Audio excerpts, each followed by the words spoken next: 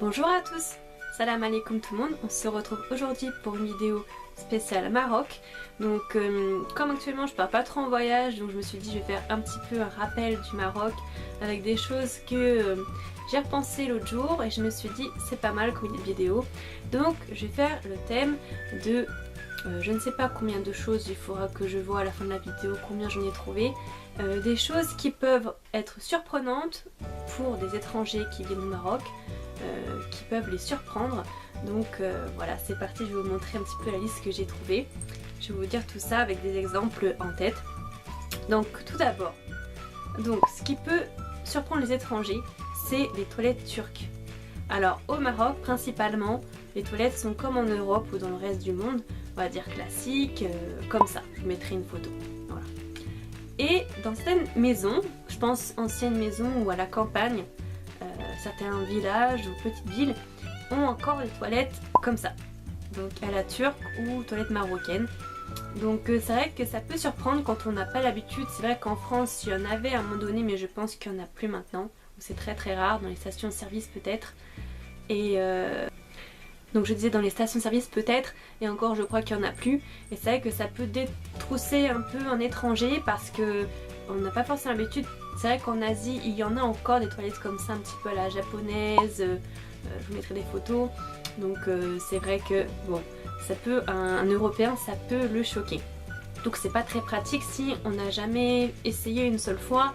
Et s'il faut renverser le seau d'eau après pour évacuer le papier de toilette, ce genre de choses. Donc voilà, donc première chose. Deuxième chose, donc les chameaux sur la plage. Alors c'est vrai qu'à Dubaï on voit des chameaux sur la plage, mais c'est vrai que au Maroc il y en a aussi, à Saïdia on peut voir, là je vous mettrai une photo, des chameaux sur la plage. Donc c'est vrai que ça peut choquer les touristes qui pourraient se dire ah bah on ne trouve que dans le désert, alors qu'on peut en croiser aussi dans les souks. Quand j'étais en Tunisie j'en avais vu dans les souks. Donc on peut les prendre en photo, tout ça. C'est un peu même le gagne-pain des personnes qui ont des chameaux. Ils savent que les touristes vont vouloir prendre des photos avec. Voilà. Troisième chose, la générosité des gens / des marchands. Je m'explique. Alors les gens en général, surtout au Maroc, au Maghreb, en Afrique, je dis pas qu'en Europe les gens ne sont pas généreux, mais ça se ressent beaucoup moins fort au niveau de l'hospitalité. Les gens, même s'ils vous connaissent pas, eh bien vous êtes invité chez eux à boire du thé, vous aurez du thé, des gâteaux, et vous allez être vraiment très bien servi comme un prince ou une princesse, même trop. On vous donnera une petite serviette pour mettre sur vos genoux. Moi c'est ce qui m'arrive tout le temps. C'est que quand je vais dans ma famille, on me donne une petite serviette pour que je me tâche pas, parce qu'ils voient que je suis habillée peut-être pour bien habillée, je ne sais pas. Mais bon, après c'est pour les étrangers, c'est vrai qu'ils vont voir que les gens sont très généreux. Et faut jamais refuser d'ailleurs, en parlant de ça, un verre de thé. Je parle pour les étrangers. Si on vous propose, acceptez-le, parce que ce n'est pas très bien vu de refuser un verre de thé à la menthe. Voilà. Et les marchands, alors pourquoi? Alors ça c'est quelque chose que je n'ai jamais vu en Europe. En Asie ça peut se voir dans certains pays du sud-est, mais en Europe non, je n'ai jamais vu. Alors ce qui peut se voir au Maroc, et ça m'est déjà arrivé, c'est que vous allez acheter, je sais pas moi, pour mon cas j'étais avec ma famille, on a acheté des zitoun, donc des olives, et le marchand a carrément offert un pochon de plus en disant tiens c'est pour ta fille. Alors que moi je parlais pas du tout au monsieur quoi. Donc je trouvais ça vraiment très gentil, et c'est pas arrivé qu'une seule fois, ça arrive même par exemple chez Hanout, si vous n'avez pas l'argent, eh bien vous pouvez quand même acheter à manger, vous mettez sur une petite liste et vous devez rembourser. C'est une sorte de générosité, je trouve, un geste commercial qui est appréciable. Au moins ils ne vous laissent pas sans rien quoi. Voilà. Alors ensuite, et ça vous le verrez jamais en Europe, si vous, je sais pas, vous achetez 1 kg d'olives, vous n'aurez pas 1,5 kg, ça c'est sûr, clair et net. Donc quatrième, les cafards géants volants. Alors en fait j'ai tout écrit sur mon portable pour pas oublier, parce qu'au début j'avais pas trouvé beaucoup de choses, et en réfléchissant j'ai trouvé pas mal de choses. Alors il faut savoir qu'en Europe on a des cafards bien sûr. Ils sont quand même assez petits, voire bon, ça peut être gros si on a peur forcément, mais ils sont quand même beaucoup plus petits qu'au Maroc. Je vous mettrai une photo ici à quoi ils ressemblent au Maroc. Ils ressemblent à ceux d'en Asie, en fait en Asie on a les mêmes. Ils sont grands, caramel au niveau de la couleur, et ils volent. Oui, ils volent. Donc des fois vous avez la fenêtre ouverte en été, puis ils rentrent comme ça tranquillou. Voilà, mais bon, quelque part, plus ils sont gros, plus ils sont faciles à tuer. On peut pas les rater avec la tongue. Voilà. Ensuite, la taille des maisons. Alors ça c'est quelque chose qui peut choquer les étrangers aussi, c'est que au Maroc, par exemple quand on compare par rapport à l'Europe ou à l'Asie, en Asie on peut avoir des grandes maisons aussi, mais ça sera pas pareil. En Europe aussi on peut avoir des grandes maisons, mais je trouve qu'au Maghreb c'est vraiment des super méga maisons. C'est-à-dire que les maisons vont être sur... de loin on pourrait croire que c'est des immeubles, parce qu'il y en a qui ont 2-3 étages, plus le toit qui est plat. Donc du coup ça fait une terrasse où on peut faire d'autres choses, on peut faire des fêtes, on peut manger, on peut étendre son linge, on peut faire plein de trucs. Et c'est vrai que la taille des maisons est vraiment très grande. Vous allez avoir un ou deux garages en bas, vous allez avoir un étage, puis un autre étage, et chaque étage a sa propre cuisine, ses propres toilettes, ses propres salles de bain, son propre salon typique marocain, avec plusieurs escaliers, avec du marbre, enfin c'est vraiment des belles... comment vous avez des belles architectures avec des belles ciselures sur les murs, de la mosaïque au plafond, des lumières, du beau mobilier, du marbre, des escaliers en marbre. Vous allez avoir des choses comme ça que vous trouverez pas ici. C'est des matériaux précieux qui coûtent cher et c'est vrai que ça peut être choquant de voir des grandes maisons comme ça. Et enfin voilà, donc elles sont super belles les maisons au Maroc, voilà. Et tout le monde a une grande maison. C'est-à-dire que je connais très peu de personnes qui ont une petite maison. Et tout le monde a une maison. Ça fait un peu comme aux États-Unis, même les gens qui n'ont pas beaucoup de moyens ont une grande maison. Voilà. Donc ça déjà, c'est un... On peut avoir des moyens limités, mais avoir une belle maison. Voilà. Ensuite, le soleil. Alors, c'est-à-dire que le soleil, c'est pas comme ici. C'est-à-dire qu'en Europe, le soleil il va faire hyper mal quand on se prend un coup de soleil, on a hyper mal, on voit que ça rentre, ça tape, vous voyez, ça colle, ça fait mal. Au Maroc, c'est un piège, c'est que le soleil on le sent pas, il rentre dans la peau et on n'a pas mal comme on pourrait avoir en Europe. C'est pas le même, je sais pas si c'est par rapport au degré d'inclinaison, mais ceux qui sont allés au Maroc savent de quoi je parle. Ensuite, la température. C'est-à-dire que la température, vous arrivez à des 47 degrés, 55 degrés, selon où vous êtes du Maroc. 47 degrés pour une grande partie du Maroc, plus vous allez au sud, plus c'est chaud. Mais 47 degrés, c'est le minimum en été, quoi. Vous allez avoir ça. Voilà, donc après il faut le supporter. Pareil, je trouve que c'était une chaleur. 47 degrés, on peut penser que c'est très très dur. Mais je trouvais que 47 degrés au Maroc était plus supportable que 35 degrés en France. Donc après... peut-être que je supporte bien la chaleur, je ne sais pas. Ensuite, le prix des choses. Alors, pour les Européens et le reste du monde, je pense, le Maroc est un pays très abordable. C'est vraiment pas cher le coût de la vie. J'ai fait une vidéo ici, le coût de la vie au Maroc, je la mettrai là. C'est vraiment très abordable. La nourriture, les logements, enfin tout ce qu'on a besoin au quotidien. C'est vraiment choquant les prix, comment c'est pas cher. Pour les touristes, je sais pas. Ensuite, quelque chose qui peut être choquant, c'est quand vous allez faire vos courses et vous cherchez, je sais pas moi, du kiri ou de la vache kiri qu'on trouve au Maroc très facilement. Si vous allez à Marjan, le fromage, ne le cherchez pas au rayon fromage.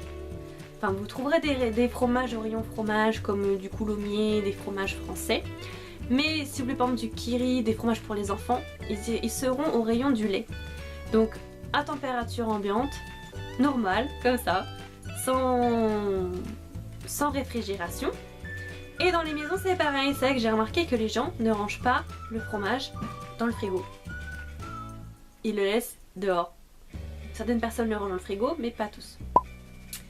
Ensuite, pour les filles, si vous, vous savez que chaque mois on a nos règles, si vous allez au Maroc, prévoyez si vous mettez des tampons. Parce que je n'en ai pas vu. Absence de tampons total. Aussi bien à Maxis qu'à Marjan, Carrefour je ne sais pas, j'ai pas été. Et les protège lingerie, pareil. Donc soit faut commander sur internet, soit faut faire son stock, soit faut prendre une cup. Mais c'est vrai que pas trouvé, donc faut faire son stock. Vous trouvez des serviettes hygiéniques, mais c'est tout. Et pour avoir du gel intime, admettons, pour vous laver, il faut aller chercher en pharmacie. Voilà, et c'est des petites bouteilles comme ça. Voilà. Les taxis. Alors les taxis au Maroc sont... J'avais fait une vidéo pareil sur le coup la vie au Maroc où je parlais des taxis. Sont très faciles à avoir, très rapides en 5 minutes n'importe où, jour comme nuit. Très peu cher. Mais par contre roulent très vite. On se croirait dans Fast and Furious. Et les ceintures, ça n'existe pas. Enfin si, ça existe, bien sûr, comme dans chaque véhicule. Mais c'est vrai que les gens ne les mettent pas vraiment. Ou alors que le conducteur. Ou alors que quand c'est sur l'autoroute, et après on les met plus. Ou alors que les personnes qui sont devant, pas derrière. Et les taxis au Maroc, faut savoir que parfois vous pouvez être 4 derrière alors qu'il n'y a que 3 places. Donc ça c'est drôle. Mais en Corée du Sud aussi, on met pas forcément sa ceinture. Donc voilà, c'est vrai que vous verrez au fur et à mesure de la liste qu'il y a pas mal de comparaisons entre le Maroc et la Corée du Sud. Il y a des points similaires, vous verrez. Ils ont des petits points communs. Alors, l'accessibilité au commerce même la nuit. Je m'explique. En Europe, plus particulièrement en France, si vous faites vos courses après 20h, voire 19h, voire des fois 18h30, il n'y a plus rien d'ouvert. C'est-à-dire que même pour manger, ça va être compliqué les restaurants, après 21h, c'est chaud. À part les kebabs qui sont ouverts jusqu'à 1h du matin, c'est chaud. Dans ma ville en tout cas. Et c'est une grande ville. Une des plus grandes de France. Et en France, voilà, vous n'aurez pas comme au Japon ou en Corée ou en Asie des 7-Eleven, des G-Market, vous n'aurez pas des Family Mart, des petits convenience stores comme ça, des combini. Donc vous êtes foutus. Faut toujours prévoir si vous avez un papier toilette ou quelque chose à l'avance. Alors que au Maroc, eh bien déjà les souks ferment très très tard. Et puis dans la nuit, et puis vous avez des hanouts tout le temps qui sont ouverts même la nuit, vous avez du shampoing, vous avez tout dedans. Donc même à manger, donc ça c'est cool. Et puis c'est pas trop cher. Alors que ici les épiceries de nuit coûtent très cher. Et il y en a très très peu. Ensuite les horaires des boutiques. Donc comme ça je reviens un petit peu.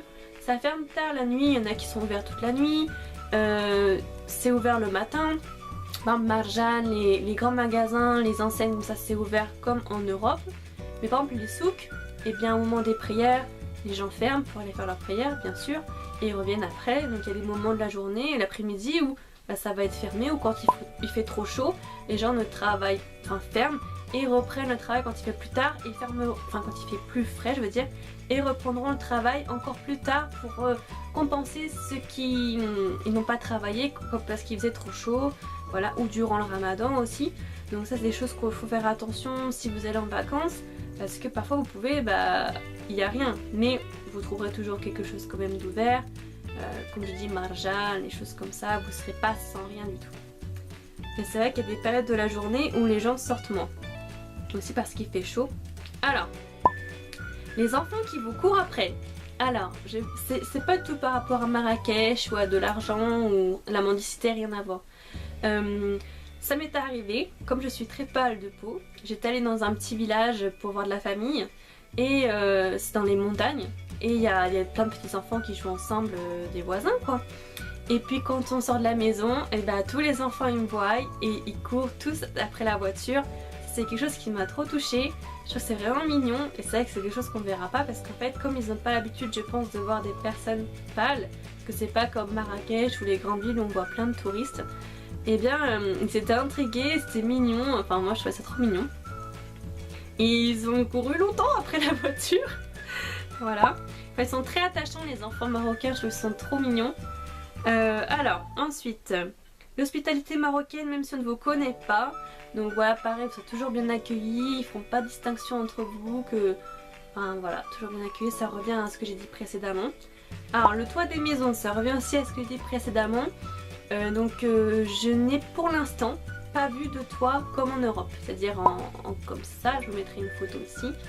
Les toits là-bas, je vous mettrai encore une photo ici, sont plats, comme une terrasse, avec des murs autour, des petits murets, et on peut faire la fête dessus, on peut faire les mariages, on peut étendre son linge, on peut manger, on peut faire du sport, enfin voilà, ça fait comme une pièce au-dessus, un peu comme en Asie, le balcon c'est une autre pièce de la maison. Voilà, donc ça c'est très pratique et j'aime beaucoup. On peut vraiment avoir une belle vue la nuit ou une belle vue le jour, enfin très agréable. Ensuite le prix de l'or, donc ça c'est choquant pour les étrangers parce que c'est vrai qu'en Europe ça coûte très cher l'or et au Maroc l'or n'est pas très cher même s'il a augmenté. Il est de bonne qualité, on trouve beaucoup de beaux bijoux au souk et tout est négociable au Maroc, donc ça si j'ai oublié de le dire, Ça peut être surprenant, tout est négociable au Maroc, donc c'est cool. Mais avec des petits moyens, vous pouvez quand même réussir à acheter ce que vous voulez. Ensuite, le pays des chats. Le Maroc, c'est le pays des chats. Franchement, on m'aurait dit, on parle toujours du chat égyptien, mais c'est vrai que le Maroc, c'est la deuxième Égypte. Parce que franchement, vous trouvez des chats partout, tout le temps. Partout, dans les hanouts, devant les boucheries, dans la rue, ils viennent vous suivre, sous les voitures, en plein soleil, il fait hyper chaud. Ils restent en plein soleil, sous 47 degrés, normal, tranquille. Donc voilà, pays des chats, trop mignon, partout. Mais c'est vrai qu'en général, les gens les chassent parce qu'il y en a certains qui sont malades, donc par sécurité, il y en a qui les chassent. Mais moi, je trouve ça trop mignon. Un jour, j'avais un petit bébé qui était venu me voir et il voulait téter parce qu'il avait plus sa maman, je crois, ou alors il l'avait égaré, mais après il l'a retrouvé. Mais trop, puis je voulais le prendre, mais il avait sa maman, donc du coup, je l'ai pas pris, forcément. Alors, ensuite, les Hanout, donc équivalent des 7-Eleven ou Family Mart asiatiques. C'est la vie, donc j'en ai déjà parlé, c'est des épiceries ouvertes tout le temps, où il y a un peu de tout, voilà. Les tailleurs, alors ça peut être surprenant parce qu'en Europe, il n'y en a plus de tailleurs. Il y a des couturiers bien sûr, mais des gens qui font vos vêtements de A à Z, sur mesure comme vous le voulez, j'en connais pas. Donc ça, et puis à des prix pas très chers, ou qui peut reprendre vos vêtements. Aux choses surprenantes, les najars. Donc ce sont les menuisiers, les artisans qui font les meubles sur mesure pareil à des prix très abordables comme vous le voulez. Ça, j'en connais pas non plus en Europe. Il doit y en avoir mais c'est très rare. En général on va chez Ikea ou peu importe, sur internet. Ensuite, quelque chose qui peut surprendre pour les femmes. Alors ne soyez pas choqués ou intimidés. Au Maroc, très souvent, là où je vais moi, c'est les hommes qui vendent des sous-vêtements au souk. Oui, ça peut être choquant. C'est-à-dire que vous n'allez pas avoir envie d'aller lui demander quelque chose. Donc en général, vaut mieux être sûr de votre choix. Et voilà, mais c'est les hommes qui vendent au souk les soutiens-gorge, les strings, tout quoi. Voilà. Je crois que j'ai vu une fois une femme, mais c'est rare. Donc n'ayez pas peur, choisissez et payez, et voilà. Et pour information, vu que l'autre jour je parlais du coulavi au Maroc, le prix soutien-gorge plus string, c'est... Je crois que c'est 30 dirhams.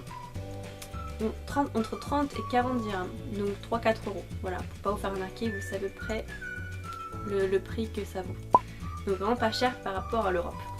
Ensuite, truc surprenant, il est possible de se faire maquiller et coiffer pour 100 dirhams, donc 10 euros à peu près. Donc c'est vraiment pas cher du tout quand vous avez une soirée, un mariage. Vous allez chez la coiffeuse, maquilleuse et pour 10 euros vous êtes super pomponné. Donc ça, impossible de trouver ça en Europe, impossible. Alors, ensuite les gens qui vous appellent Cléopâtre dans le souk ou dans la rue. Plusieurs fois ça m'est arrivé, même en Tunisie, de me faire interpeller discrètement et qu'on me dise Cléopâtre, on me désigne. Voilà, donc c'est pas méchant, hein, c'est plutôt un compliment qu'autre chose, voilà. Mais ça peut vous arriver, ne soyez pas choqués. Ensuite, chose surprenante, manger des boubouches dans la rue normale, tranquille, posée. Boubouches, qu'est-ce que c'est? Des escargots. C'est-à-dire que dans la rue, les gens peuvent vous préparer des escargots dans un bol et vous pouvez les manger dans la rue. Normal, tranquille. Vous retrouverez des fois sur certains sites des coquilles d'escargots comme ça. Ne vous demandez pas pourquoi, c'est que les gens les cuisinent et c'est un métier. Voilà. Ensuite, les gens s'en foutent si vous sortez avec des trucs Hello Kitty sur vous. Alors je m'explique. Moi j'aime beaucoup Hello Kitty. Au Maroc on trouve beaucoup